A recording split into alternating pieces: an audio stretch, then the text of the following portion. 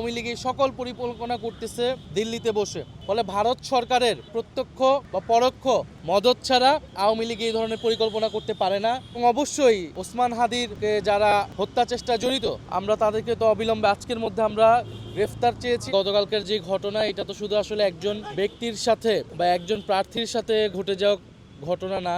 আমি গতকালকে বলেছি এটা কোনো বিচ্ছিন্ন ঘটনাও না। এটা আওয়ামী লীগ যেই ষড়যন্ত্র ছক আঁকছে নির্বাচনকে ঘিরে, সেটার একটা শুরু বলা যেতে পারে।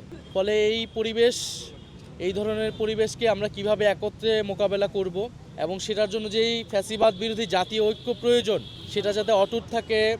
আমরা জানি নির্বাচনের রাজনীতিতে আমরা প্রতিযোগিতা করব, প্রতিদ্বন্দ্বিতা করব, একে অন্যের বিরুদ্ধে হয়তো বলবো, কিন্তু সেটা যাতে কখনোই একটা সীমাকে অতিক্রম না করে এবং আওয়ামী লীগকে যাতে কোনো সুযোগ সুবিধা করে না দেয়, এই ব্যাপারে আমরা সকলেই ঐক্যমত পোষণ করেছি। এবং জুলাই গণ অভ্যুত্থানকে যেভাবে পরিকল্পিতভাবে ভিলিফাই করা হচ্ছে, মিডিয়া থেকে শুরু করে বিভিন্ন জায়গায় টকশোর মাধ্যমে আওয়ামী লীগকে রাজনীতির মাঠে আসার একটা স্বাভাবিকীকরণ প্রক্রিয়া, একটা নর্মালাইজিং প্রসেস আমরা দেখতে পাচ্ছি। বিশ্ববিদ্যালয়গুলোতে দেখছি আওয়ামীপন্থী শিক্ষকরা গোপন মিটিং করার সুযোগ পাচ্ছে। আমরা কোর্টপাড়ায় দেখতে পাচ্ছি যে জয় বাংলা স্লোগান হচ্ছে। আমরা টকশোতে দেখছি এরকম আওয়ামীপন্থী বুদ্ধিজীবীরা আসছে। আমরা ভোটের মাঠে দেখছি যে জাতীয় পার্টিকে প্রস্তুত করা হচ্ছে। ফলে এই যে একটা সম্মিলন আমরা দেখতে পাচ্ছি, এটা একটা পরিকল্পিত আয়োজন আওয়ামী লীগকে রাজনীতির মাঠে পুনর্বাসিত করার। এবং আওয়ামী লীগ বুদ্ধিজীবী, সাংবাদিক, সাংস্কৃতিক কর্মী নানা নামে কিন্তু আওয়ামী লীগ সমাজে কথা বলার চেষ্টা করছে, কাজ করছে।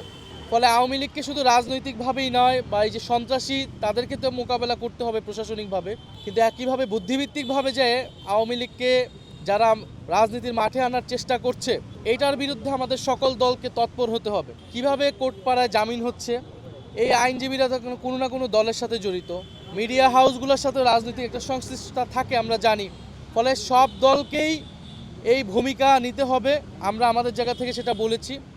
আমরা সর্বাত্মকভাবে সেই জাতীয় ঐক্য ধরে রাখতে আমরা কাজ করব, আমরা সহযোগিতা করব। এবং প্রধান উপদেষ্টাকে আমরা বলেছি যে সরকারকে আরও কঠোর হতে হবে, নির্বাচন কমিশনের উপর সেই আস্থাটা থাকতে হবে যাতে তারা সবাইকে নিরাপত্তা দিতে পারে।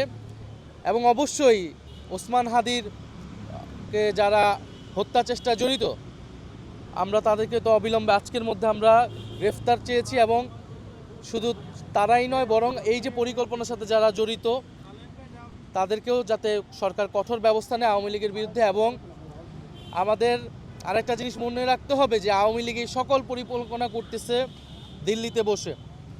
ফলে ভারত সরকারের প্রত্যক্ষ বা পরোক্ষ মদত ছাড়া আওয়ামী লীগ এই ধরনের পরিকল্পনা করতে পারে না।